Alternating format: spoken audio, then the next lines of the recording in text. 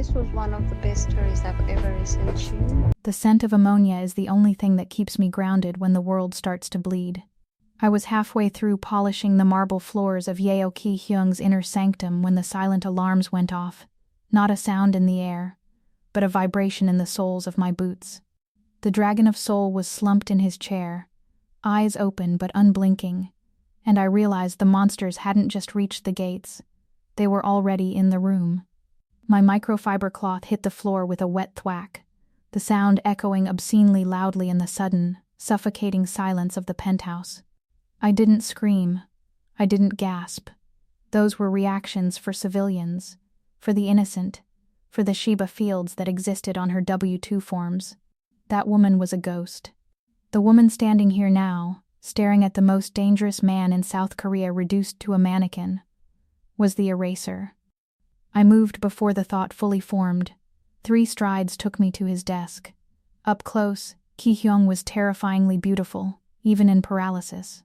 His bone structure was sharp enough to cut, his skin like porcelain, but right now, a sheen of cold sweat broke that perfection. His pupils were blown wide, swallowing the irises. Synthetic neurotoxin, my mind supplied instantly. Modified tetrodotoxin blend. Paralysis sets in within minutes. Asphyxiation follows in 20 unless treated. "Mr. Yeo," I said, my voice dropping an octave, losing the soft, deferential lilt I used when asking if he wanted his coffee black. I grabbed his jaw, forcing his head back. His eyes darted wildly. Rage, confusion, and deep primal fear. He could see me, hear me, but he couldn't twitch a finger. "Listen to me closely. You have been poisoned.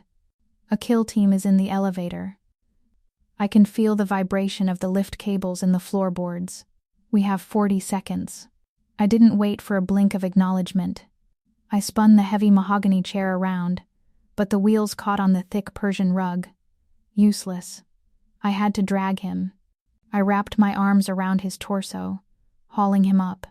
He was dead weight, 200 pounds of dense, useless muscle wrapped in Italian silk. I grunted, the sound tearing from my throat as I leveraged my hip against his thigh to keep him from collapsing forward. The smell of him hit me then, rich sandalwood, old leather, and the metallic tang of impending death. It was a stark contrast to the sterile, stinging scent of the bleach on my hands. "Work with me, damn it," I hissed, though I knew he couldn't.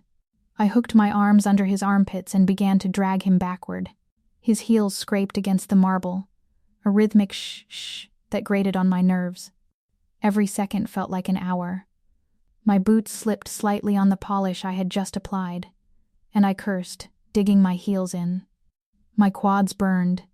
He was heavier than the bodies I used to dispose of. Usually, by the time I got to them, they had lost the water weight. Ki-Hyeong was very much alive, a dense, solid heat pressed against my back. The elevator chimed, a cheerful digital ding that signaled arrival. 30 seconds, I whispered. We reached the false wall behind the abstract painting of a storm at sea. I didn't hunt for the hidden release. I knew where it was. I'd seen him use it 3 weeks ago through the reflection of a window while I dusted the bookshelves. I pressed the sequence into the hidden panel, star, 4, 8 star. Hydraulics hissed. The painting swung outward, revealing the heavy steel door of the panic room. I didn't have time to be gentle. I pivoted, shoving him backward with every ounce of strength I had left. He toppled into the safe room, landing awkwardly on his side on the industrial carpet. His head cracked against the floor, but he didn't make a sound. He couldn't. His eyes were locked on mine. They were screaming. He wanted me to come inside. He wanted me to hide. I shook my head. If I go in there, they'll just seal the ventilation or drill the locks. Someone has to sanitize the site. I hit the red button on the wall. The blast door began to slide shut. I saw his gaze shift from fury to something unreadable. Shock, perhaps, as the steel separated us. Clang. Hiss. The magnetic locks engaged with a heavy final thud. Welcome back, my fierce hearts and midnight dreamers. Before we dive in, make sure you're subscribed, hit that like button, and tell me where you're watching from. I love seeing our little dark romance family stretch across cities, countries, and time zones. Every click, every comment, every bit of love you leave here helps us keep unraveling these dangerous love stories and high-stakes betrayals together. So find your quiet place, dim the lights, and get ready. Let's begin. The silence returned, but the vibration in the floor had stopped. The elevator had arrived. I stood there for a moment, staring at the blank steel of the panic room door. My heart rate was steady, 60 beats per minute. The adrenaline wasn't a chaotic flood. It was a cold, focused stream. Slowly, I turned my back on the safe room. I looked up to the corner of the ceiling, directly into the lens of the security camera. The red light blinked lazily. I knew the panic room setup. It was a fortress, equipped with a wall of monitors fed by these very cameras. Yeo Ki-Hyeong was lying on the floor in there, paralyzed, unable to move or speak. But he could see. He was watching me. Good. I reached up and pulled the pins from my hair. The tight, severe bun I wore every day unraveled, my dark curls spilling over my shoulders. I shook my head, rolling my neck until it popped, once to the left, once to the right. The submissive curvature of my spine straightened. The maid who kept her eyes on the floor was gone. I reached for the top button of my uniform. It was a stiff, uncomfortable thing. I popped the top 2 buttons, allowing my lungs to expand fully. I wasn't stripping for him. I was making room to move. I walked back to my cleaning cart. It looked innocent enough. A yellow bucket, spray bottles, rags. But I knew the chemistry of everything on that cart. I knew that ammonia mixed with bleach created chloramine gas. I knew that the heavy-duty degreaser was caustic enough to blind a man permanently if sprayed in the eyes. But I needed something immediate. My hand bypassed the spray bottles and went to the side pouch. I pulled out my industrial shears. They were 10 inches long, solid steel, designed for cutting through thick carpet and wire. In the wrong hands, they were a tool. In my hands, they were an extension of my will.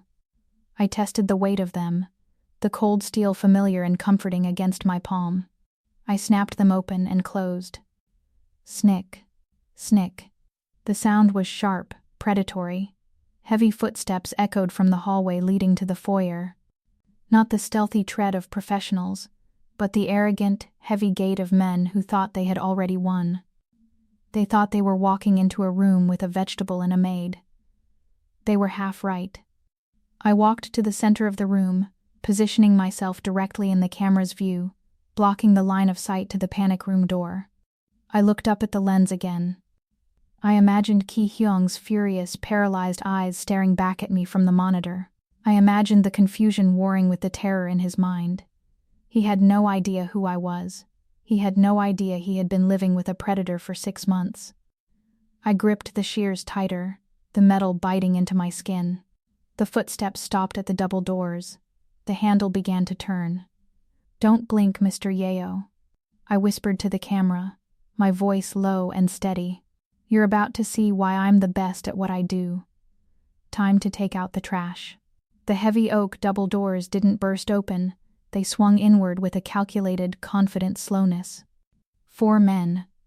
Black tactical gear, no insignias, suppressed pistols raised. They moved with the synchronized fluidity of a wolf pack, scanning the room in quadrants. I was pressed flat against the shadowed recess of the floor-to-ceiling curtains, my breathing so shallow it was non-existent. I wasn't looking at them. I was looking at the camera lens mounted above the fireplace, blinking its steady red eye. "Are you watching, Mr. Yeo?" I thought, tightening my grip on the industrial shears. "Are you lying there, paralyzed and helpless, terrified that your maid is about to be slaughtered? Or are you starting to realize that the only thing in danger in this room is them?"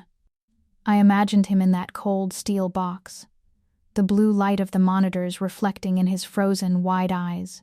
He was probably screaming internally, his mind warring against the neurotoxin, willing his body to move, to save the helpless woman he employed.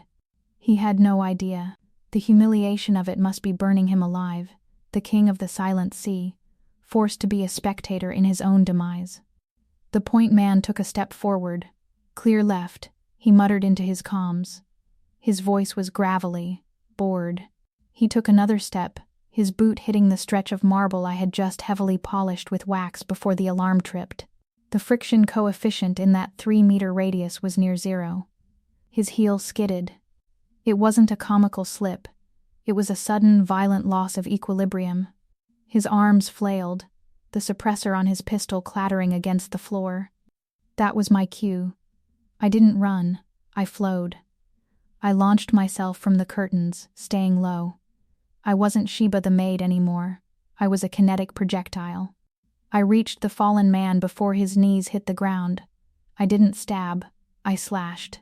The shears, honed to a razor edge for cutting through thick industrial fibers, bit into the soft flesh behind his knee, the popliteal artery. He tried to scream, but I was already moving, using his falling body as a shield. Thwip. Thwip. 2 rounds from the other assassins buried themselves in the point man's vest. I felt the impact shudder through his frame.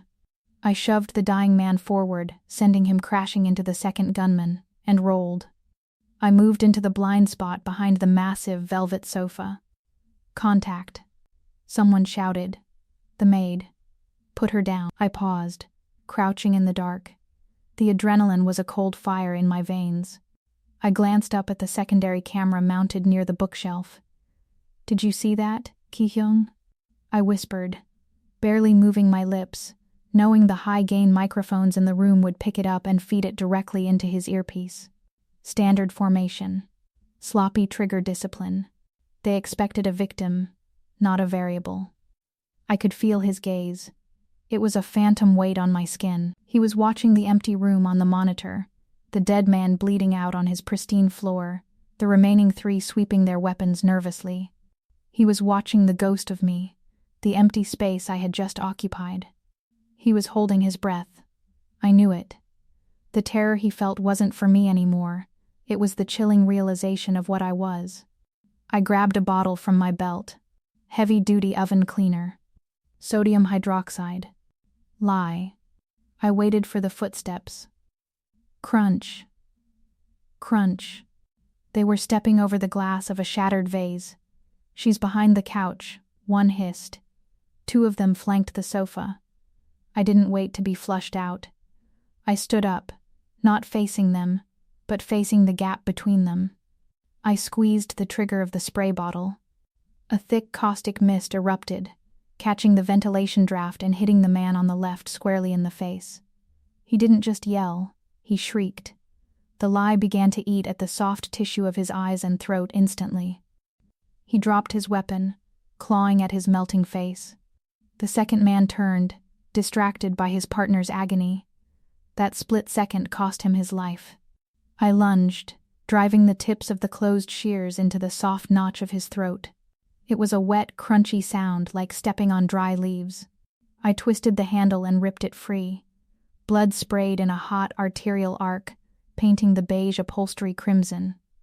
2 down. 1 blinded, 1 left. The last man, the leader, didn't panic. He backed up, his pistol trained on me. He was good. He moved toward the panic room door, putting distance between us, trying to secure the objective. I wiped the blood from my cheek with the back of my hand, staring him down. I needed Ki-Hyeong to see this. I needed him to see who had sold him out. The leader stepped into the light of the chandelier. "Kang," I said, my voice steady, carrying clearly over the gurgling of the dying men. The man froze. He lowered his gun slightly, squinting at me. "Sheba? The help?" I looked at the camera, pointing a blood-slicked finger at the man. "Do you see him, Mr. Yeo? Kang Dae-hyun, your head of security. The man you trusted with your life. The man who has the override codes for the perimeter." I could imagine Ki-Hyeong's heart stopping in that metal box. The betrayal would hit him harder than the poison. Kang, who had served him for 10 years. Kang, who stood by his right hand. "Just a maid," Kang sneered, raising his weapon again. "Boss is locked in there. Once I kill you, we drill the lock. He's dead anyway. You're just a speed bump." "I'm not a speed bump, Kang," I said, stepping over the body of the second gunman. "I'm the sanitization crew." He fired. I anticipated the trigger squeeze. I dropped to my knees, sliding across the blood-slicked marble like a skater on ice. The bullet shattered the mirror behind me. I didn't try to stand. I used the momentum of the slide, swinging my leg out in a sweeping arc. My heavy work boot connected with his ankle. Bone snapped. Kang went down hard, his head bouncing off the floor. His gun skittered away, sliding under the panic room door. I was on him before he could draw his backup knife. I pinned his wrist with my knee and jammed the point of the shears against his Adam's apple. Not deep enough to kill, just enough to draw a bead of blood. "Don't move," I commanded, "or I'll open your throat and let you drown in your own bad decisions." The room fell silent, save for the ragged breathing of the blinded man in the corner and the hum of the air conditioning. The smell of copper and caustic chemicals was overwhelming. I grabbed Kang by the tactical vest and dragged him backward. He scrabbled at the floor, groaning, but with a broken ankle, he had no leverage. I hauled him right up to the panic room door, directly under the main camera. I looked up. The red light was still blinking. I knew Ki-Hyeong was on the other side of that steel. I knew he was staring at the monitor, seeing the carnage of his living room, seeing his trusted lieutenant broken and bleeding at the feet of the woman who scrubbed his toilets. I could feel the shift in the air. The power dynamic had inverted completely. He wasn't the king right now. He was the damsel. And I was the dragon. I leaned down, grabbing a fistful of Kang's hair and yanking his head back so his face was clearly visible to the camera lens. "He's yours to watch, boss," I said, my voice low, intimate, terrifying. "Want to hear what he has to say before I finish the job? Look at the lens, Kang." I jammed the shears harder against his windpipe, forcing his head up. The red light of the camera was a steady, unblinking eye in the chaos.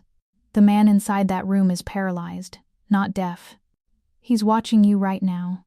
He's watching the man he made rich, the man he invited to his table, try to sell his corpse to the lowest bidder. Kang spat blood onto the marble. He's finished. "You think you've won? The neurotoxin isn't just a paralyzer. It attacks the respiratory center. He's already suffocating. You're just delaying the inevitable."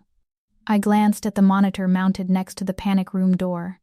It displayed the vitals from the sensors inside the safe room. Heart rate, 42 BPM SpO2, 88%. He was bradycardic. His oxygen was tanking. The paralysis had reached his diaphragm. He was drowning in open air. "Then we'll make this quick," I said, my voice devoid of emotion. I reached into the side pocket of my apron, not the cleaning one, but the hidden seam I'd sewn into the lining myself. I pulled out a small, opaque vial. "You know what this is, Kang? It's not a weapon. It's a solvent I use for stubborn biological stains. High-concentration alkaline hydrolysis solution. If I pour this into your open mouth, it won't just burn. It will turn your tongue, your throat, and your vocal cords into soap. You'll live, but you'll never speak a word again." I uncapped the vial with my thumb. The smell of chemical death wafted out. Kang's eyes widened, the bravado evaporating instantly. No, wait, who hired you?" "Director Choi." He screamed, the name tearing out of his throat. It was Choi. He said Yeo was getting too powerful. He offered me the Jeju territory. I looked up at the camera. "Did you hear that, Mr. Yeo?" "Director Choi. Jeju territory." I needed confirmation. I stepped closer to the intercom panel on the wall. "Boss, if you heard him, give me a sign. I know you can't speak. Use the emergency override." One buzz for yes. Silence stretched, just the wet gurgle of the blinded man in the corner and the frantic breathing of the traitor at my feet. Then the room shuddered. A loud, jarring tone from the intercom speakers. The sound was angry, absolute. I looked down at Kang. "He heard you." I can fix this," Kang stammered, his hands shaking in his own blood. "I can help you get him out. I have the antidote in the van." "Liar," I cut him off. "There is no antidote for that specific blend of T-Tex. You were sent here to ensure he died, not to bargain." I looked at the camera again. "He's a loose end, boss. He's a liability." Do I sanitize the site? One buzz. Yes, please, Kang shrieked. Consider this a mercy, I whispered. I didn't use the solvent, that was for fear. I used the shears. A single, precise puncture to the medulla oblongata, right at the base of the skull. It was instantaneous. The lights went out in Kang's eyes before his body hit the floor. I didn't waste a second looking at the corpse. My eyes snapped to the monitor. ESPO2, 82%. Damn it, I hissed. I dropped the shears and sprinted to my cart. I didn't have a hospital pharmacy, but I had my eraser kit, a small waterproof pouch taped to the underside of the yellow bucket. I ripped it free. Inside were the essentials for a cleaner who sometimes had to work in toxic environments: smelling salts, a sealed syringe of epinephrine, and a small vial of atropine sulfate. It wasn't a cure for tetrodotoxin, but the atropine would block the parasympathetic nervous system, forcing his heart rate up, and the epi would kickstart his system, buying his body time to metabolize the poison. It was a gamble. A dirty, desperate gamble. I ran to the panic room keypad. *4 8*. The hydraulics hissed again, slower this time, as if the room itself was reluctant to open. The heavy steel door slid back. The air inside was different, recycled, sterile, and cold. The hum of the server banks was a low drone. Ki-Hyeong lay on the dark carpet where I'd dumped him. He looked like a fallen statue. His skin was a terrifying shade of pale gray, his lips tinged with blue. I crossed the threshold. This was the Forbidden City. The inner sanctum of the inner sanctum. For 6 months I had been the invisible maid, the furniture. Now I was storming his castle. I dropped to my knees beside him. The silence was heavy, broken only by the shallow, ragged hitch of his breathing. He wasn't moving, not a muscle. But his eyes were wide open, locked onto me. They were dark, endless pools of fury and focus. He had watched the whole thing. He had seen me slaughter 4 men. He had seen me execute his lieutenant. I know, I said, my voice surprisingly shaky now that the violence was over. I'm not who you hired. We can discuss my resignation later. Right now, you need to breathe. I ripped his silk shirt open.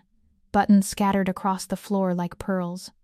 His chest was broad, sculpted, and utterly still. I placed my hand on his sternum. His skin was ice-cold, clammy with shock. The contrast of my hand, stained with Kang's warm blood, against his pale, paralyzed chest was violent. This is going to hurt, I warned him. I uncapped the atropine. I didn't have time to find a vein in his arm. I needed central circulation. I jammed the needle into his thigh, right through the expensive fabric of his trousers. I depressed the plunger. Come on, I muttered, tossing the empty syringe aside and grabbing the epinephrine. Don't you die on me, Ki-Hyeong. You're too mean to die. I injected the second dose. For a moment, nothing happened. I leaned over him, tilting his head back to open his airway. I pinched his nose and sealed my mouth over his. I breathed for him, once. Twice. The metallic taste of his blood, from where he must have bitten his tongue when the paralysis hit, mixed with the copper tang of the slaughter outside. I pulled back, watching his chest. Breathe. I slammed my fist against his sternum. A precordial thump. His body jolted. A gasp tore through the room. A wet, desperate sound like a drowning man breaking the surface. His chest heaved. He sucked in air, greedy and jagged. The coughing started instantly, racking his paralyzed frame.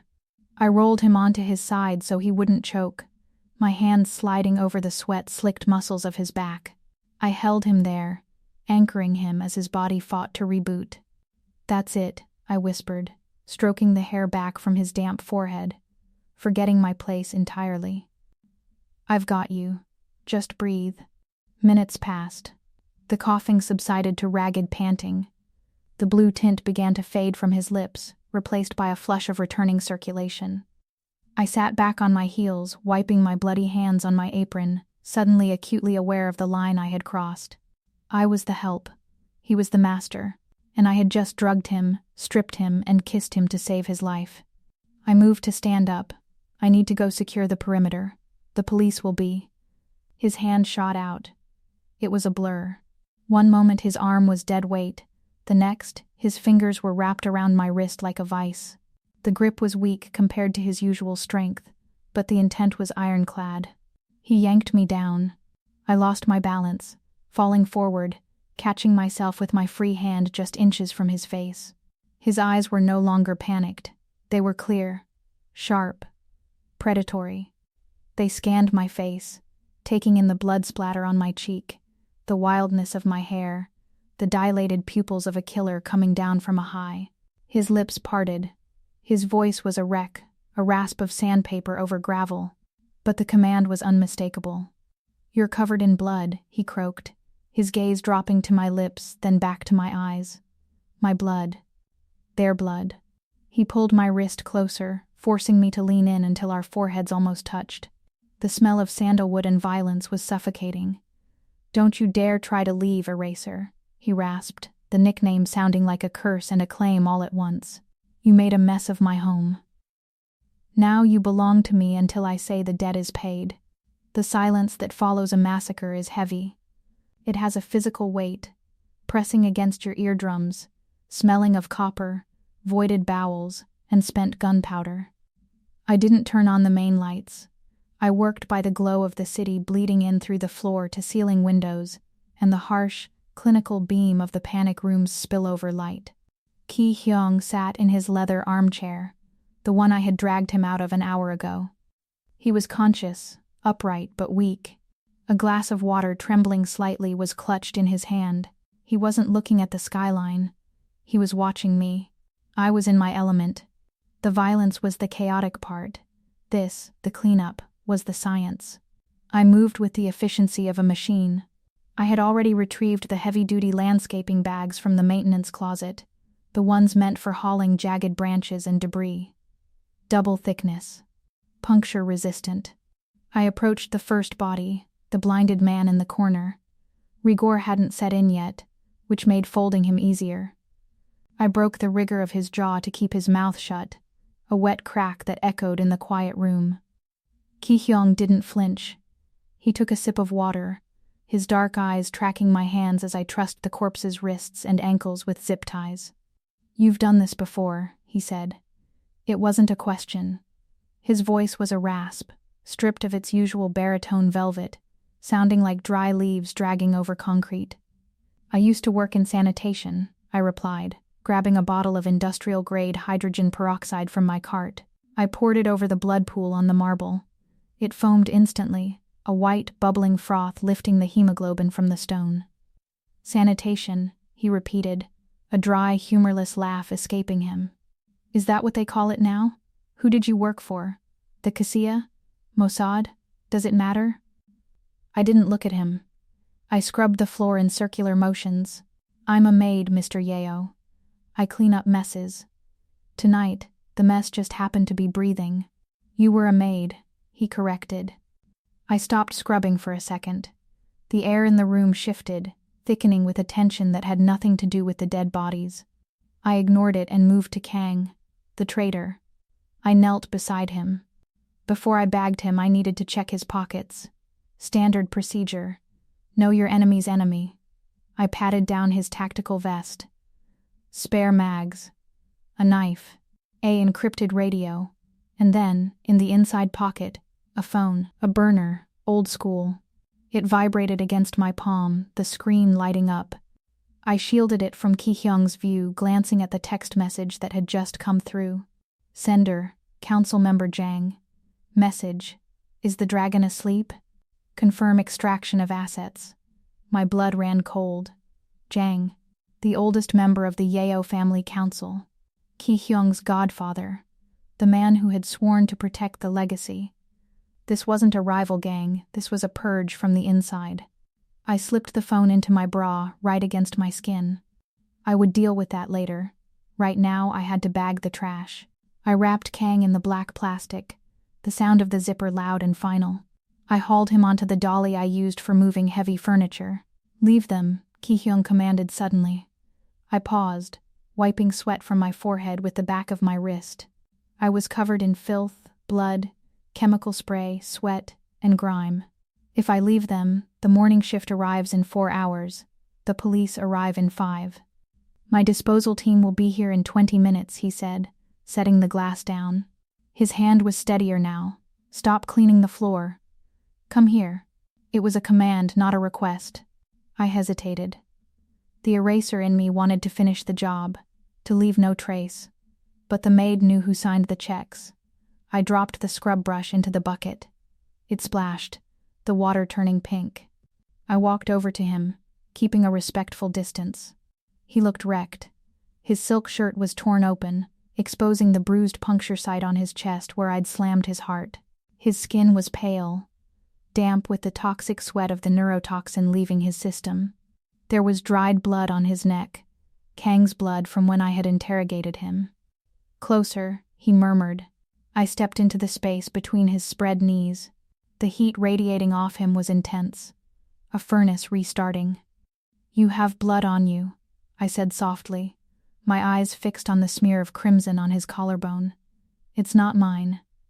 He looked up at me, his head tilting back against the chair. Clean me. My breath hitched. This was dangerous ground. I reached for the warm, damp towel I had left on the side table. I folded it into a square. I shouldn't be doing this. I should be running. I should be halfway to Incheon Airport by now. I leaned in. I pressed the warm cloth to his neck. He hissed through his teeth, the contact sending a jolt through both of us. I wiped away the blood, the motion slow, deliberate. My knuckles grazed the pulse point of his throat. It was hammering, fast, strong, alive. Why a maid? He asked, his eyes closing as I moved the cloth down to his chest, wiping away the sweat and grime.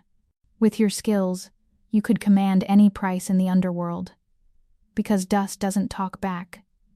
I whispered, tracing the hard line of his pectoral muscle. Because no one looks at the help. I wanted peace. Ki-Hyeong. I wanted to be invisible. His hand shot up, grabbing my wrist. His grip was back to full strength. His eyes snapped open, dark and bottomless. Invisible, he scoffed. You think you can hide that fire behind a uniform?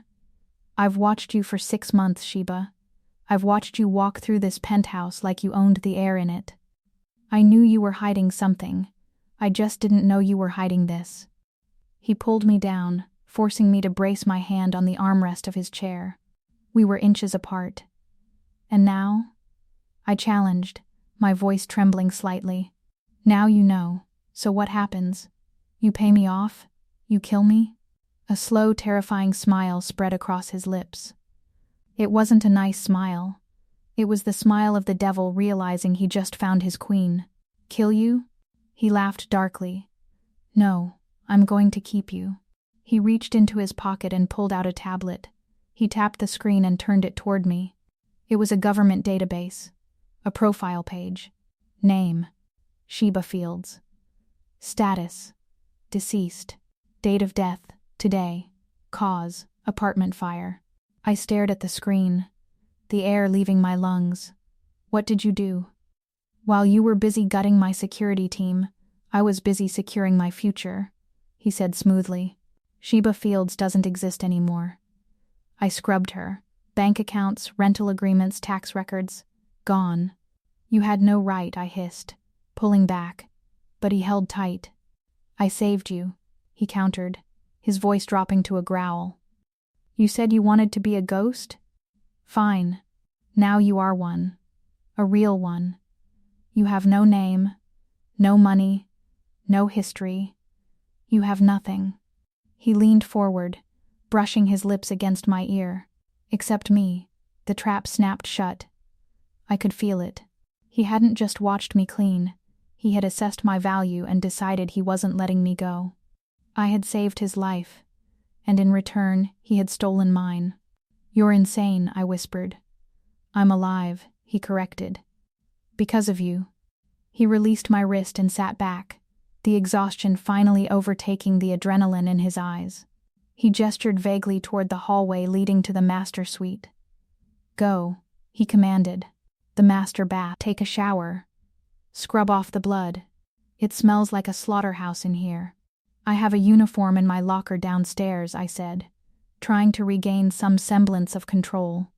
Burn it, he said dismissively. The maid died tonight, Sheba. Let's see who's left underneath. I stood there for a moment, weighing my options. I had the shears in my pocket. I could finish what the assassin started. I could kill him, take his money, and run. But then I felt the burner phone in my bra. The message from the council. The conspiracy. If I ran now, they would hunt him down. And then they would find me. The loose end. I was trapped. In a cage of gold and blood. I turned and walked toward the master bedroom. I entered the bathroom. It was larger than my entire apartment. I stripped off the ruined uniform, the fabric stiff with dried blood, and let it drop to the floor. I stepped into the shower, turning the water as hot as I could stand. I scrubbed until my skin was raw, watching the pink water swirl down the drain, taking Sheba Fields with it. When I stepped out, wrapped in a towel, I walked into the bedroom. Laid out on the massive king-sized bed was a box. It was open. Inside was a slip of emerald green silk. A dress. It was backless, dangerous, and expensive enough to feed a family for a year. Next to it was a note, handwritten in elegant, sharp script. Wear this. We have work to do. I touched the cold silk. I wasn't the cleaner anymore.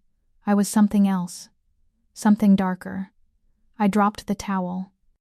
The emerald silk was a liquid weight against my skin, sliding over my hips with a familiarity that felt dangerous.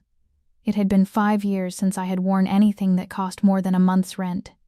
5 years of cotton uniforms, stiff aprons, and the anonymity of the working class. Now, staring at myself in the full-length mirror of the master suite, Sheba the maid was gone. The woman looking back was sharp, angular, and terrifying. The dress was a masterpiece of structural engineering, high-necked in the front, but plunging low in the back, exposing skin I usually kept hidden under layers of thermal undershirts. I didn't recognize her. Or rather, I did, and that was the problem. I was looking at the eraser dressed up for a funeral. I walked out of the suite, my bare feet sinking into the plush carpet. The silence in the penthouse was absolute. The air no longer smelled of copper and caustic lye. It smelled of ozone and expensive lilies, hundreds of them. I reached the living room and stopped. The bodies were gone. The blood-soaked rugs were gone.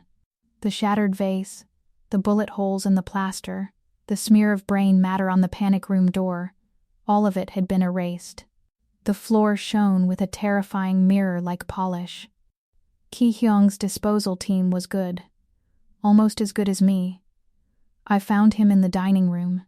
The lights were dimmed, casting long dramatic shadows across the mahogany table.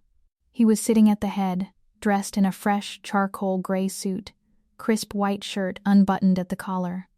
He didn't look like a man who had been paralyzed 3 hours ago. He looked like a monarch sitting on a throne of bones. There were 2 place settings.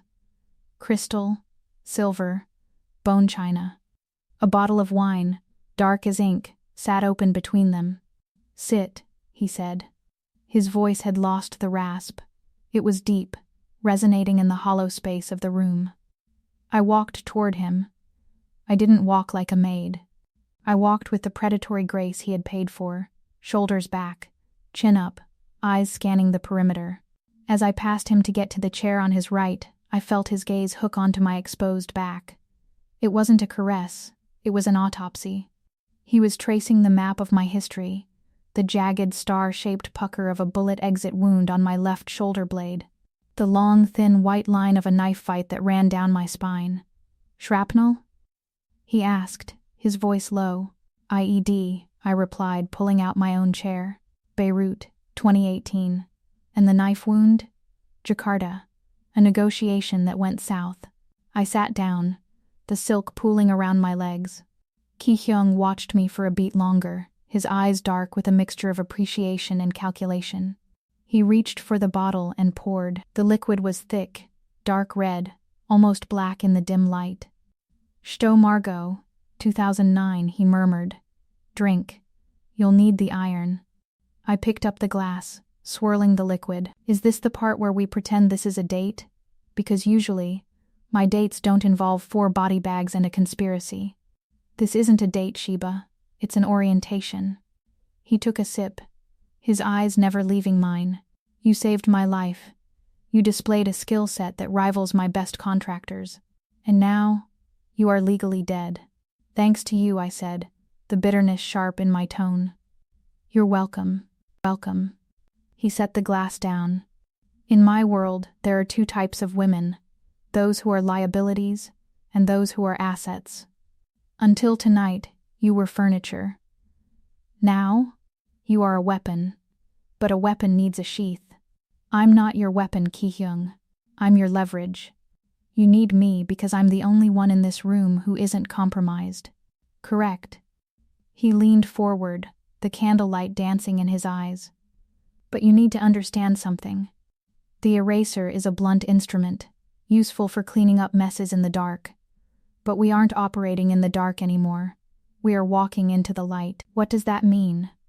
It means, he said, picking up a heavy silver fork, twirling it idly between his fingers, that the most dangerous weapon isn't a knife, Sheba. It's a woman everyone assumes is just a trophy. A beautiful, vapid, expensive distraction. He stared at me, his expression unreadable. Can you play that role? Can you be the soft, clinging creature that hangs on my arm, while counting the exits and assessing the threat levels? I can play whatever role the mission requires, I said, taking a sip of the wine. It tasted of velvet, dark fruit, and metallic soil. I was a maid for 6 months. You never looked at me twice. I'd say I'm a pretty good actress. Whiz. The air split. He didn't wind up. He didn't telegraph the movement. 1 second, the heavy silver fork was in his hand. The next, it was a silver blur flying straight at my left eye. My hand moved before my brain registered the threat. Cling. I caught the fork by the handle, the tine stopping 2 inches from my pupil. The impact stung my palm, vibrating up my forearm. I didn't blink. I didn't flinch. I just held it there, the silver gleaming in the candlelight. Slowly, I lowered the fork and set it gently on the table next to my plate. Don't do that again, I said, my voice dropping to a whisper. Ki-Hyeong smiled.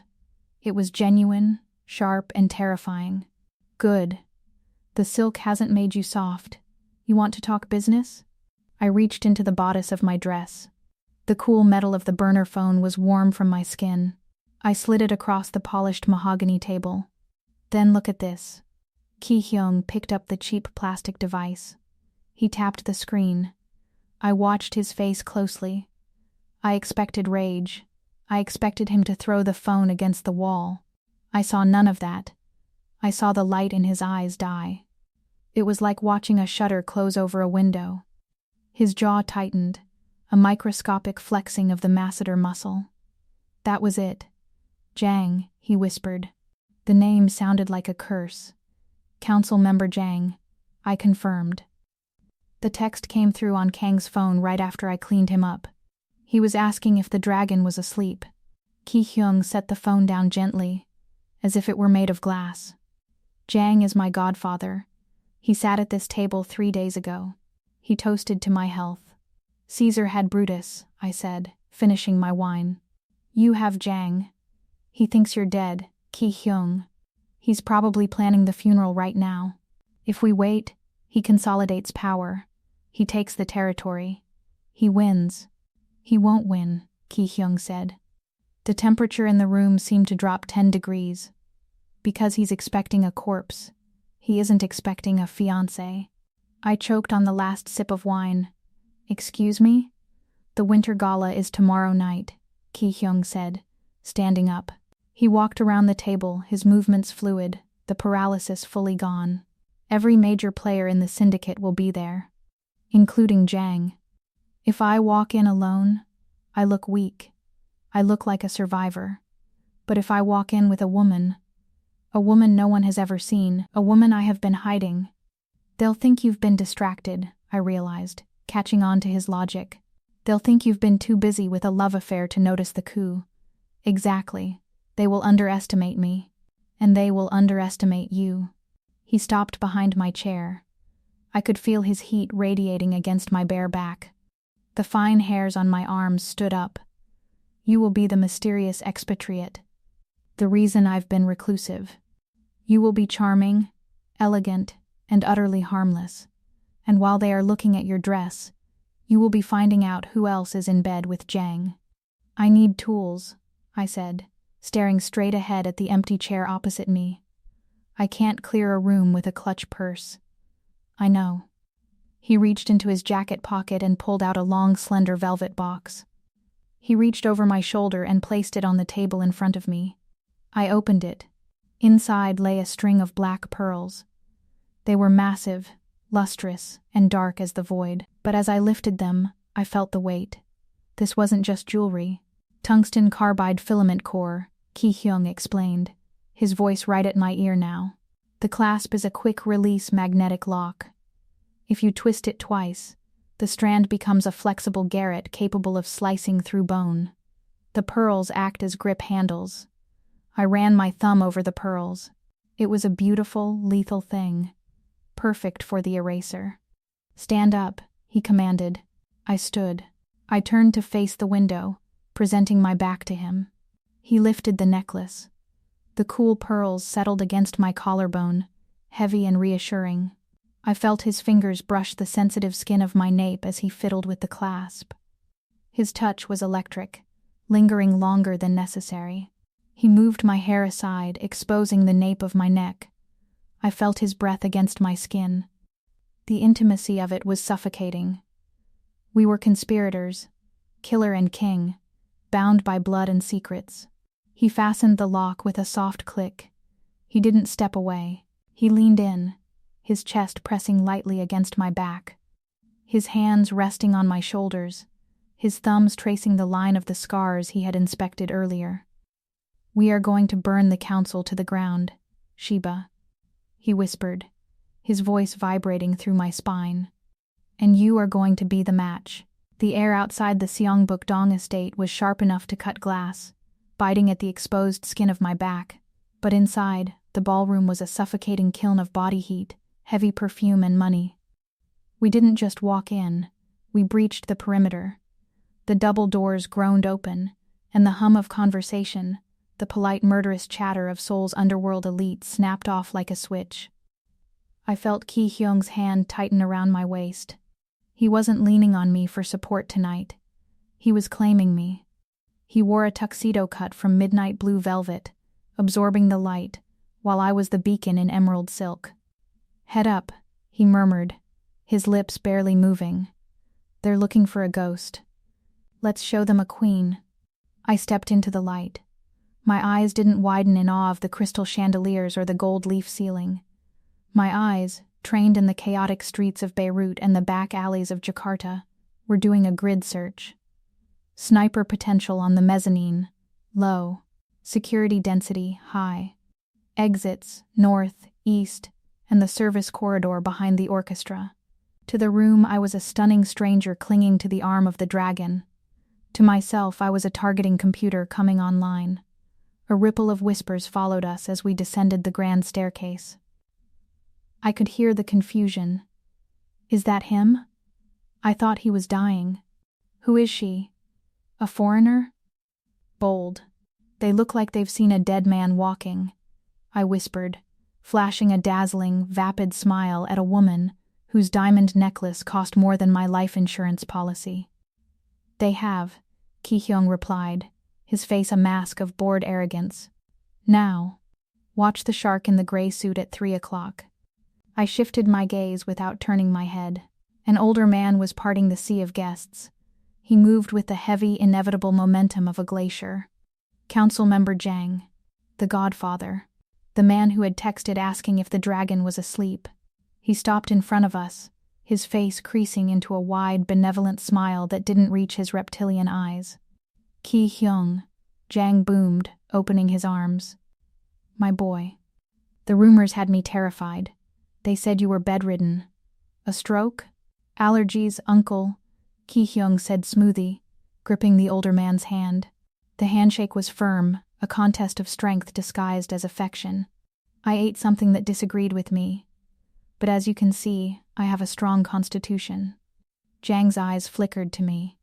He looked me up and down, not with lust, but with the cold calculation of an actuary assessing a liability. And this? Vision? Jang asked. This is Sheba, Ki-Hyeong said, pulling me closer. My fiancé. The word hit the circle of eavesdroppers like a grenade. I felt Jang's smile stiffen. Fiancé? Jang chuckled, but the sound was dry. You've been busy. I didn't know you had a taste for exotic imports. I have a taste for quality, Ki-Hyeong corrected, his voice dropping a few degrees. Sheba has been nursing me back to health. I owe her my life, and soon I'll give her my name. I played my part. I laughed, a light tinkling sound, and rested my hand on Ki-Hyeong's chest. He exaggerates. I just made sure he took his medicine. Jong stared at me for a beat too long. He was looking for the cracks. He was looking for the maid, but all he saw was the silk, the pearls, and the lie. Charming, Jong finally said. We must catch up later, Ki-Hyeong. The council has concerns. I'm sure they do, Ki-Hyeong replied. As Jang moved away, Ki-Hyeong leaned down to my ear. I need to shake hands with the northern faction. It's a test. If I leave you alone, they'll think you're vulnerable. Someone will approach you. Good, I said, running my thumb over the pearl clasp at my neck. I'm better at one-on-one. Don't kill anyone unless you have to, he ordered, then detached himself from me and disappeared into the crowd. I was alone, a gazelle in a pit of lions. I grabbed a flute of champagne from a passing waiter and drifted toward the periphery. I wasn't just aimless, I was hunting. I had spotted a man earlier, Director Choi's aide, the one who handled logistics. If anyone knew where the neurotoxin came from, it was him. He was standing near a marble pillar, laughing with a blonde woman. I moved in, timing my approach to the swelling of the orchestra. I brushed past him, stumbling slightly. Oh. I am so clumsy. I steadied myself on his arm. In that split second, I wasn't a clumsy socialite. My hand slipped into his jacket pocket, feeling the outline of a keycard and a heavy metallic lighter. I didn't take them. I dropped a listening device, a microbead no larger than a grain of rice, into the cuff of his trousers. Careful, darling, the aide sneered, looking down at me. Those heels look dangerous. You have no idea, I purred, straightening up. I moved away before he could engage, heading for the terrace doors. I needed to activate the receiver in my earring and check the signal. I slipped out onto the balcony. The cold hit me like a physical blow, freezing the sweat on my skin. It was empty, save for the shadows of the cypress trees in the garden below. I tapped my earring. Static. Then, clear audio. The aide was talking. Shipment arrives at the docks on Thursday. Yes, the same supplier. The chemical counts were perfect. Got you. You're not supposed to be out here, Agassi. The voice came from the shadows to my left. I didn't jump. I turned slowly. A man stepped out. He was thick-necked, wearing a security earpiece, but his suit was ill-fitting, a hired muscle. But his eyes, they were sharp. He recognized something. Not my face, maybe, but my movement. It's cold, I said, hugging my arms. I just needed air. You don't look like a fiancé, he said, stepping closer. He blocked the path to the door. You walk like a soldier. I saw you inside. You check the exits every 30 seconds. Paranoia is a side effect of dating a powerful man, I deflected, stepping back until my hips hit the stone railing. Who are you really? He lunged, grabbing my wrist. His grip was amateur, all strength, no technique. I didn't scream. I didn't struggle. I stepped into his space. With my free hand, I grabbed his index finger and bent it back, hard. Not enough to break it, but enough to bring him to his knees with a whimper of agony. At the same time, I drove the heel of my stiletto down onto the bridge of his foot. He gasped, his eyes bulging. I leaned in, my face inches from his, looking like a lover whispering a secret. I'm the woman who is going to throw you over this railing if you don't let go, I whispered pleasantly. And it's a 3-story drop to the concrete. Do we understand each other? He nodded frantically. I released him. He stumbled back, clutching his hand, looking at me with pure terror. Go inside, I ordered, and tell anyone who asks that I'm delightful. He scrambled for the door and vanished. I took a breath, smoothing the silk over my hips. My heart rate was steady at 65. The glass doors opened again. This time it was Ki-Hyeong. He looked at the empty balcony, then at me. He saw the tension in my shoulders, the way I was standing, weight balanced on the balls of my feet. Trouble? He asked. A pest, I said. Handled. They're playing a waltz, he said, extending his hand. Come inside. We need to be seen. I took his hand. His skin was warm, a stark contrast to the biting wind. He pulled me into the ballroom, right onto the dance floor. He swept me into the frame. His hand found the small of my back, pressing me flush against him. We moved together, a binary star system spinning in the dark. I planted the bug. I murmured against his lapel. Director Choi's aide. The shipment is coming Thursday. Docks. Good, Ki-Hyeong said. His hand slid up my back, his fingers grazing the exposed skin near my scar. The touch sent a jolt through me that had nothing to do with the mission. I looked up at him. His eyes were dark, intense, focused entirely on me. For a moment, the room fell away. The snipers, the poison, the politics, it all blurred. You look, he started, then stopped, as if the words stuck in his throat. You look dangerous, Sheba. It suits you. Danger is my job description, boss. Is it? He spun me, the world tilting. When I came back to center, his face was closer. Tonight, watching you work the room, I forgot for a moment that I pay you. The air between us charged with static. This was the line. The line between asset and partner, between master and something else. Suddenly, Ki-Hyeong's gaze snapped over my shoulder. His pupils contracted. The snake, the security guard I had terrorized, was back near the entrance. And he wasn't alone. He was whispering to Jang. Ki-Hyeong pulled me tighter, his grip possessive, almost bruising. Don't look, he commanded, his voice a low growl. Jang knows something is wrong. The guard talked. I can take them, I whispered, my hand drifting toward the pearl garret.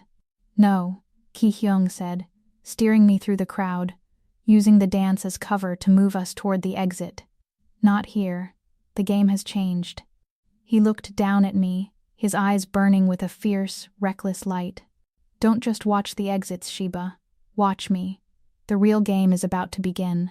The emerald silk was a memory, replaced by the crushing weight of Kevlar and the stiff, reassuring friction of tactical nylon. Incheon docks at 2 am was a graveyard of steel. The fog rolled off the yellow sea in thick, suffocating waves, tasting of salt, dead fish, and heavy diesel fumes. It muted the world, turning the towering stacks of shipping containers into monolithic shadows. Ki-Hyeong moved ahead of me. He wasn't the man in the velvet tuxedo anymore. He was stripped down to functionality, black cargo pants, a fitted thermal turtleneck that clung to his frame, and a shoulder holster housing a customized Sig Sauer. He moved with a terrifying silence, his boots finding purchase on the slick oil-stained concrete without making a sound. I checked my own kit. My industrial shears were back in my belt, but tonight, my primary weapon was draped innocent looking around my neck. The black pearls. Container 404B. Ki-Hyeong's voice was a ghost in my earpiece. Sector 7. 2 sentries on the perimeter. I see them, I whispered. I broke left, slipping into the narrow gap between 2 rusted red containers. The cold dampness seeped through my gloves. I tracked the first guard. He was bored, smoking a cigarette, the cherry glowing like a firefly in the mist. He was pacing near a forklift. I didn't draw a knife. I reached up and twisted the magnetic clasp of the necklace. Click, click. The strand released, becoming a flexible tungsten core line. I moved. I came out of the fog like a vapor. Before he could turn, I whipped the pearls around his throat. The tungsten wire bit instantly. I crossed my wrists and pulled. There was no scream, just a wet, strangled gasp as his windpipe collapsed. I held him for 3 seconds. 1, 2, 3, until his knees buckled. I lowered him gently to the wet asphalt, the pearls sliding free with a quiet rasp. "South perimeter clear," I murmured, reclasping the necklace. It felt heavier now. "Warmer. North is clear," Ki-Hyeong replied. "Rendezvous at the target." We met at the base of a blue container stack. The target, a gray unit marked with the shipping logo of the company Choi's aide had mentioned, sat in the center of a clearing. It was too open, too quiet. "I don't like it," I said, scanning the high ground. The fog made it impossible to see the tops of the cranes. "It smells like a kill box." "Jang is arrogant," Ki-Hyeong said, drawing his weapon. "He thinks he's the only one who sets traps. Cover me." He approached the container doors. I took a knee, my weapon trained on the darkness, my heart hammering a slow, steady rhythm against my ribs. Ki-Hyeong threw the latch. The metal groaned, a screech of rusted iron that sounded like a scream in the silence.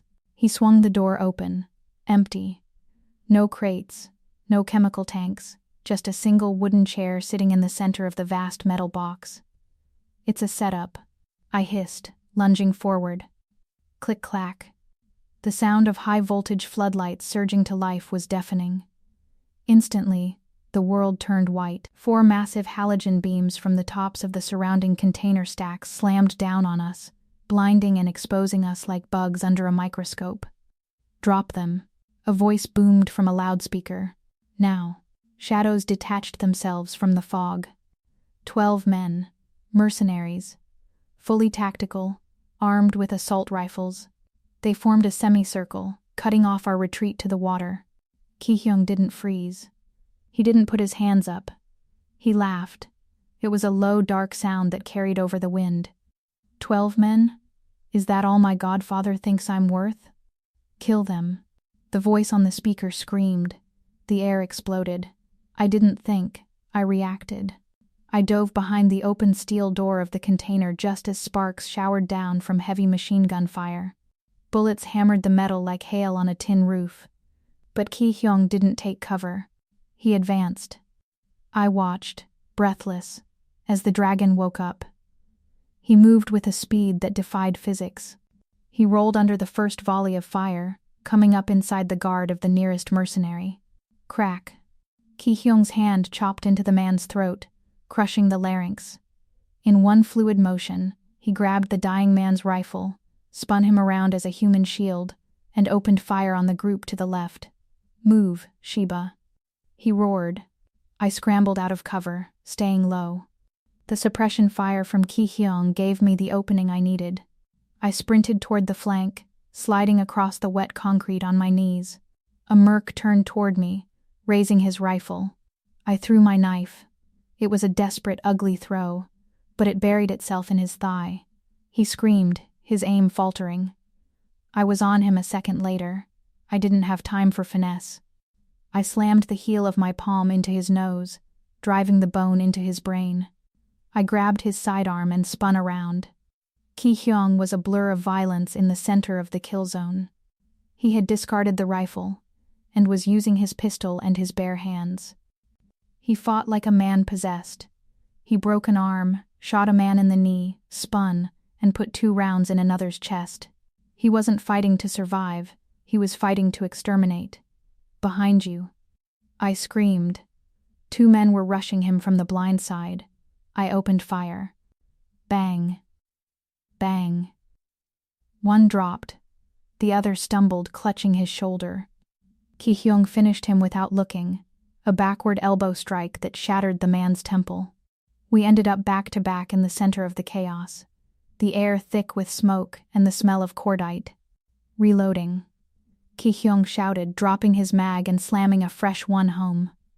I count 3 left. I yelled back, firing a suppression shot at a shadow near the forklift. 2 at 10 o'clock. 1 high. High. I looked up. The fog swirled around the gantry of a crane, a glint of glass. A red laser dot danced through the mist. It swept across the wet pavement. It climbed up Ki-Hyeong's leg, his chest. He didn't see it. He was focused on the two ground targets rushing us with knives. Sniper. I screamed. There wasn't time to push him. There wasn't time to shout a warning that would register. The laser settled directly over his heart. I threw myself across the gap between us. I didn't tackle him. I stepped in front of him. The crack of the sniper rifle was different, louder, sharper than the automatic fire. Thwack. It felt like being hit by a sledgehammer. The impact spun me around. A line of fire seared across my upper arm, tearing through the Kevlar shoulder pad and into the flesh beneath. I hit the ground hard, the breath driven from my lungs. Sheba. The roar that tore from Ki-Hyeong's throat wasn't human. He didn't look at me. He looked up at the crane. He raised his pistol. It was an impossible shot, 50 meters, through fog, at an elevated target. He fired 3 times. Bang. Bang. Bang. A body tumbled from the crane, crashing onto the top of a container with a sickening hollow thud. The remaining 2 mercenaries froze. They looked at the fallen sniper, then at the man standing over me. Ki-Hyeong turned to them. His face was a mask of absolute frozen rage. He didn't shoot them. He holstered his gun. "Run," he whispered. They didn't run, they attacked. It was a mistake. Ki-Hyeong dismantled them. It wasn't a fight. It was an execution. He broke the first man's neck with a sound like a dry branch snapping. The second man he threw against the steel wall of the container so hard the metal dented. He struck him again, and again, until the man stopped moving. Silence slammed back into the docks. The only sound was the hum of the floodlights and the lap of the water against the pier. Ki-Hyeong stood there for a second, his chest heaving, his knuckles split and bleeding. Then he remembered. He spun around and fell to his knees beside me. Sheba. I was sitting up, leaning against the cold corrugated steel of the shipping container. My left hand was clutching my right shoulder.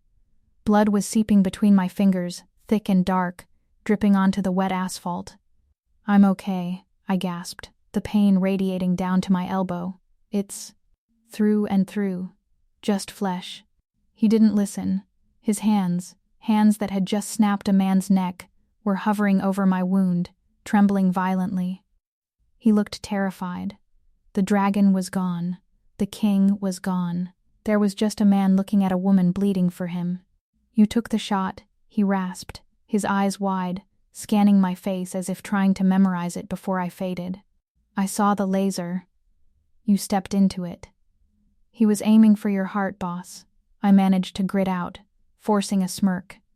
"I figured you needed that. I told you to watch me," he shouted, his voice cracking. He ripped the tactical scarf from his neck and pressed it against my wound. The pressure was agony, but I didn't flinch. "I told you to watch me, not die for me." He was angry, furiously, helplessly angry. I reached up with my good hand. My bloody fingers brushed his cheek, leaving a streak of crimson on his pale skin. He froze, leaning into the touch, his eyes burning with an intensity that terrified me more than the sniper. "I'm a ghost, remember?" I whispered, smiling through the pain as the adrenaline began to fade and the cold set in. "You can't kill what's already dead." Ki-Hyeong didn't smile. He grabbed my hand, pressing it against his chest right over his beating heart. "Then haunt me," he swore, "but never bleed for me again." The needle pierced my skin, a sharp, hot sting that cut through the haze of the painkillers. I hissed, my fingers gripping the silk sheets of Ki-Hyeong's massive bed. "Hold still," Ki-Hyeong murmured. His voice was tight, strained. I looked up at him. The master suite was bathed in the warm, golden glow of the bedside lamps. It felt like a sanctuary, a world away from the cold, blood-slick docks. But the smell gave it away, the sharp, chemical bite of iodine, and the metallic tang of fresh blood. My blood. Ki-Hyeong was sitting on the edge of the mattress, his jacket and tie gone, his white shirt sleeves rolled up to his elbows. His hands, the same hands that had snapped a man's neck an hour ago, were holding a surgical needle with the delicacy of a watchmaker. "You're shaking," I whispered, watching a bead of sweat roll down his temple. "I am not," he lied. He pulled the suture tight. "I am angry. There is a difference. He wasn't a medic. He was a killer. But he refused to take me to a hospital. Sheba Fields is dead," he had reminded me as he carried me into the elevator. Dead women don't walk into ERs with gunshot wounds. So here we were. The king of Seoul playing nursemaid to his ghost. He finished the stitch and tied it off, snipping the thread with a pair of silver scissors. He grabbed a piece of gauze, soaked it in antiseptic, and began to clean the area around the wound. The cool liquid felt like heaven against the burning throb of my shoulder. His fingers grazed the old scar, the jagged starburst from the IED in Beirut. He traced it, his touch lingering. "Who was he?" Ki-Hyeong asked. He didn't look at my face. He was looking at the map of violence written on my skin. "Who?" "The man who made you hide. You mentioned a debt. You mentioned running." He looked up then, his eyes dark and demanding. "A woman like you doesn't run from enemies. She hunts them. So it had to be personal." I closed my eyes, the fever from the blood loss starting to make the room spin gently. "Marcus. He was my husband." Ki-Hyeong's hand stilled on my shoulder. "Your husband." And my handler, I confessed, the words tasting like ash. "CIA. Off-books division. We were a team. I was the blade, he was the brain." Or so I thought. I opened my eyes. Ki-Hyeong was listening with a terrifying intensity. "He sold me out," I whispered. "For a promotion. For a payout. He framed me for a botched operation in Jakarta that killed a diplomat. He set me up to take the fall, cleared out our joint accounts, $200,000, and left me to rot in a black site prison." "He left you," Ki-Hyeong repeated, his voice low, vibrating with a dangerous frequency. "I didn't rot," I said, a small cold smile touching my lips. "I escaped. And I learned that the only way to survive was to stop being the eraser and become nobody. Just a maid. Just dust." Ki-Hyeong reached out, his thumb brushing my cheekbone. "He was a fool. He burned a diamond to buy glass. He's dead," I said simply. "But the debt, the trail, it never really goes away." "It does now," Ki-Hyeong vowed. "You belong to me now, Sheba, and I take care of what is mine." Click. The room plunged into darkness. The golden lamps died. The hum of the air conditioning cut out. The only light came from the moon filtering through the floor-to-ceiling windows, casting long skeletal shadows across the bed. Silence. Absolute heavy silence. Then, the sound. Thud. It was distant, vibrating up through the floorboards. An explosion. The front gates. Ki-Hyeong stood up slowly. In the moonlight, he looked like a statue carved from ice and shadow. He walked to the window and looked down. "Jang," he said. It wasn't a question. He realized the ambush failed. "He's not waiting for morning. He's cut the power. He's breaching the lobby. The siege," I murmured, instinct overriding the pain. I tried to sit up. The world tilted violently. My shoulder screamed in protest, a hot lance of agony shooting down my arm. I gritted my teeth and swung my legs over the edge of the bed. "I need my gear," I gasped, reaching for the nightstand to steady myself. Ki-Hyeong was there in a second. He put his hands on my uninjured shoulder and my waist, gently but firmly pushing me back down against the pillows. "No," he commanded. "Don't baby me," I snapped, trying to push past him. "They're coming up. You have 12 floors of security, but if they cut the power, the maglocks are disengaged. They'll be at the penthouse in 5 minutes. You need a second gun." "I have a second gun," he said, "but you are not fighting tonight. I am the eraser." I hissed, frustration burning my eyes. "I don't sit out the fight." "Tonight, you are the patient," he said, his voice hard. "You took a bullet for me, Sheba. You've done enough cleaning. Now watch me sanitize my own house." He walked to the hidden panel in the wall, the one I had seen him use weeks ago. He punched in a mechanical code, The panel popped open. Inside was an armory. He pulled out a submachine gun, an MP.7.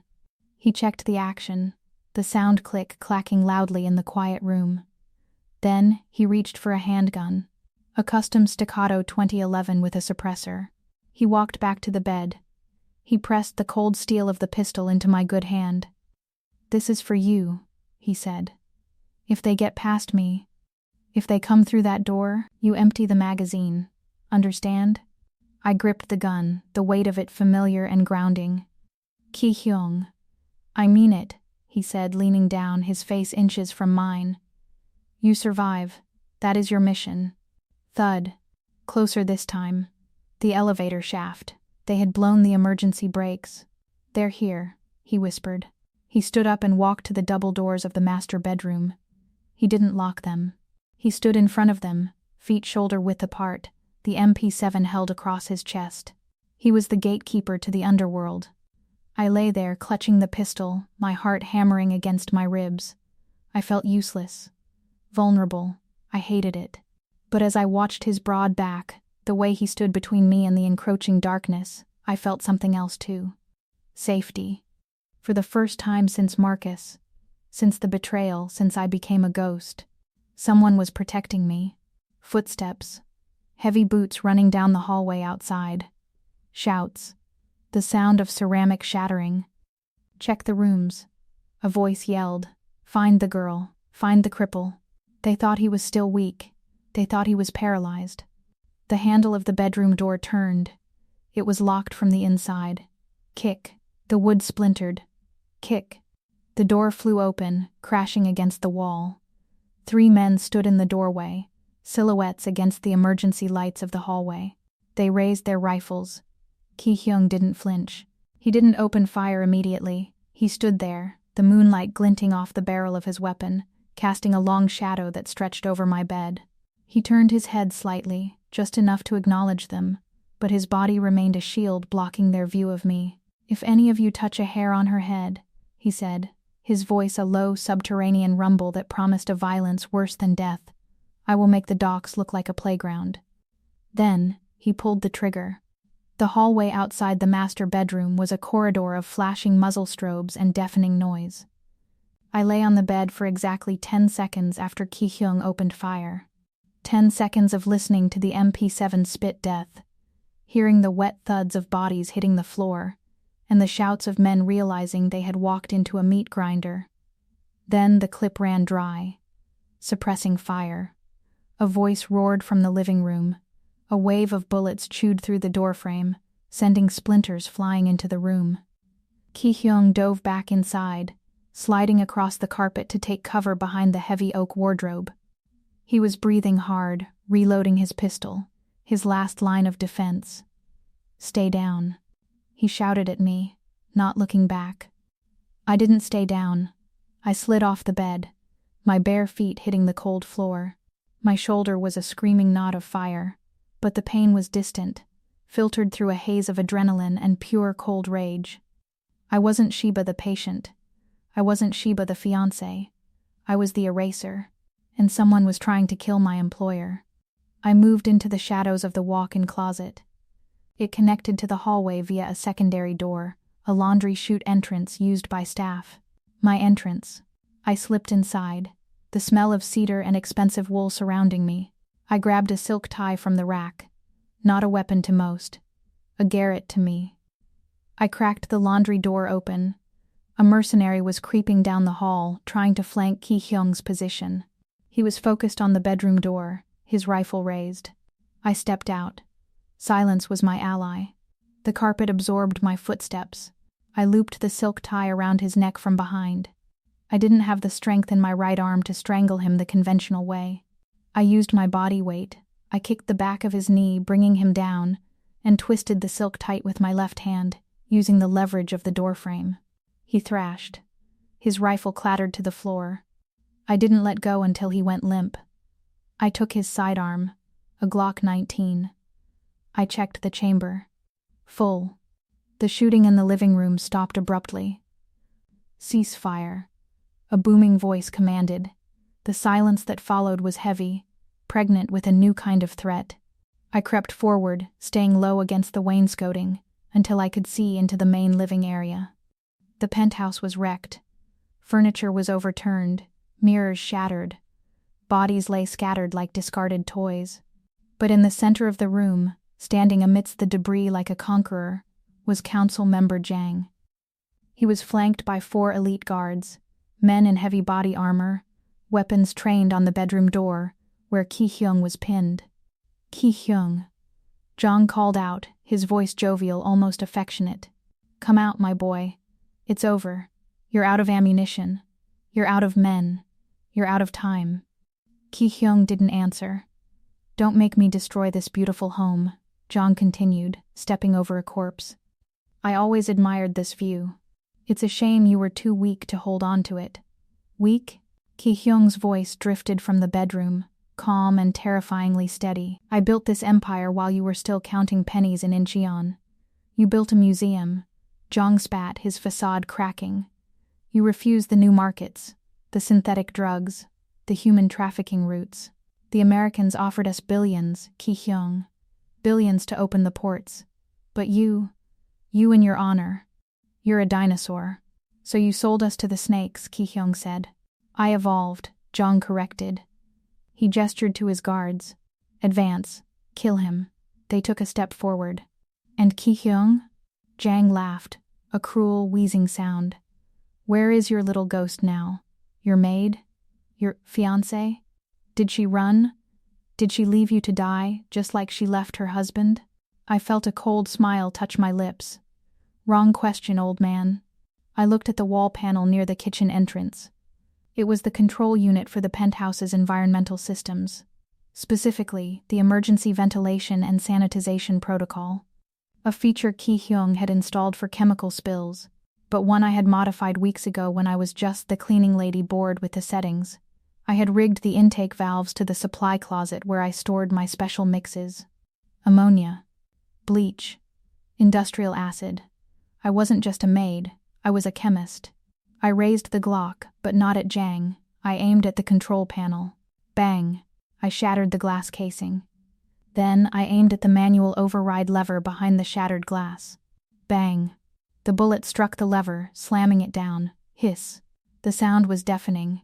It wasn't an explosion. It was the shriek of high-pressure valves opening. Vents in the ceiling and floor popped open. A thick white cloud erupted into the room. A concentrated cocktail of chloramine vapor and atomized acid. Gas. One of the guards screamed. It hit them instantly. The burning. The choking. Jang clawed at his throat, his eyes streaming tears. What is this?" The guards doubled over, coughing violently, their tactical discipline crumbling as their lungs seized. They couldn't see. The white fog swallowed the room. But I knew the layout. I knew where every table, every chair, every pillar was. I had polished them 1,000 times. I moved into the cloud. I held my breath, closing my eyes to slits. I was a shark in bloody water. I came up behind the first guard. Bang! One shot to the back of the knee. He went down. I kicked his weapon away. The second guard fired blindly into the mist. I tracked the muzzle flash. I moved left. Bang! Shoulder hit. He dropped. Ki-Hyeong emerged from the bedroom. He had wrapped a wet towel around his face. He saw the chaos. He saw the white fog. And he understood. He moved toward the remaining 2 guards. I heard the sickening crunch of bone meeting bone. He didn't need a gun. He was tearing them apart with his hands. That left Jang. The old man was on his knees in the center of the room, wheezing, his face red and blistering from the chemical burn. He was fumbling for his dropped pistol. I stepped out of the fog, right in front of him. I wasn't wearing tactical gear. I was wearing a blood-stained silk camisole and nothing else. My hair wild, my shoulder wrapped in bloody gauze. I looked like a nightmare rising from the grave. Jang looked up. His eyes widened in horror. He tried to raise the gun. I stepped on his wrist, hard. He screamed. I kicked the gun away.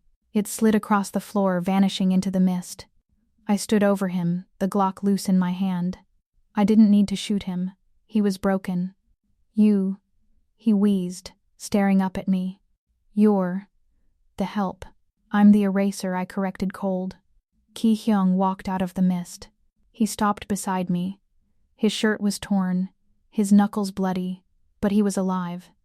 He looked at Jang, then at me.